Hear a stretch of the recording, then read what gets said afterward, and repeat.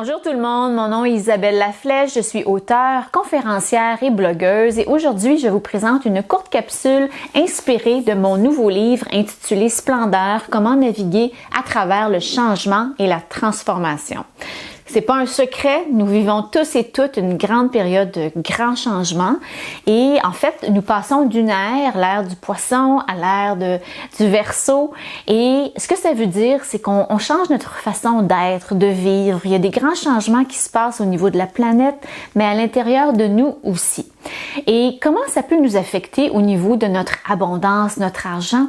C'est qu'on a longtemps pensé et vécu selon l'adage, il faut travailler fort, il faut vraiment la fin suffit les moyens, il faut se battre pour arriver en haut de la pyramide, en haut de la hiérarchie. C'était la façon de faire, c'est comme ça qu'on nous a enseigné à vivre. Et là, on s'en va vers une période où on vit autrement. On s'en va vers l'ère de la collaboration, où on va tous être plus égaux et aussi il va y avoir moins d'égos. Aussi, on va apprendre comment manifester très rapidement tout ce que l'on a besoin pour être heureux, pour être épanoui sur notre mission de vie. Éventuellement, on va pouvoir manifester instantanément tout ce qu'on a besoin et plus encore. Alors, je vous demande de suspendre votre doute pour un instant et je vais vous donner quelques conseils pour attirer plus d'abondance vers vous. Le premier conseil vient de mon ami John Coble, enseignant de la métaphysique au Québec. Il faut arrêter de douter. Douter qu'on est supporté par une force plus grande que nous. Il faut y croire. Nous sommes supportés par l'univers, ce à tout instant. Il faut arrêter de douter de ça. Il faut croire que l'univers veut notre bien en toutes circonstances. Alors, ils vont nous envoyer des contacts, des personnes ressources pour nous aider. Mais des fois, on a des œillères, on est bloqué, on le voit pas, ça, ce que l'univers veut nous envoyer. Alors, le premier conseil, c'est de vous ouvrir. Regardez les courriels qui rentrent, les textos, les journaux, les grands titres. Vous allez peut-être trouver des réponses à vos questions, à vos problèmes de cette façon-là.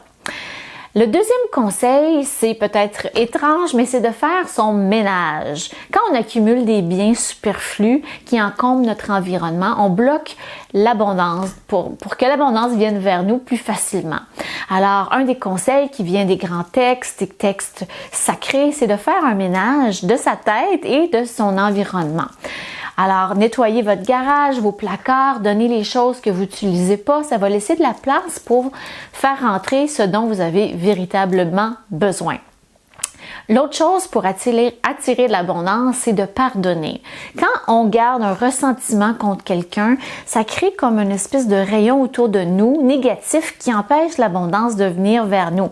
Alors peut-être que vous avez un ancien conjoint, un parent, un proche, un collègue de travail qui vous doit des sous, un employeur qui vous a peut-être pas payé votre dernière paye, mais au lieu de rester dans la colère, le ressentiment, pardonnez-les.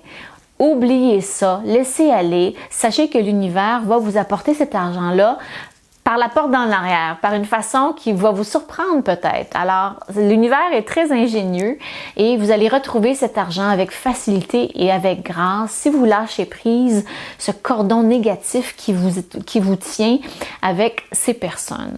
Et un autre conseil pour attirer l'abondance aussi, c'est de laisser aller l'envie et la jalousie. Quand on a envie de ce que les autres ont, on est en train d'envoyer à l'univers le signe qu'on ne mérite pas et qu'on n'est pas capable de l'attirer vers nous.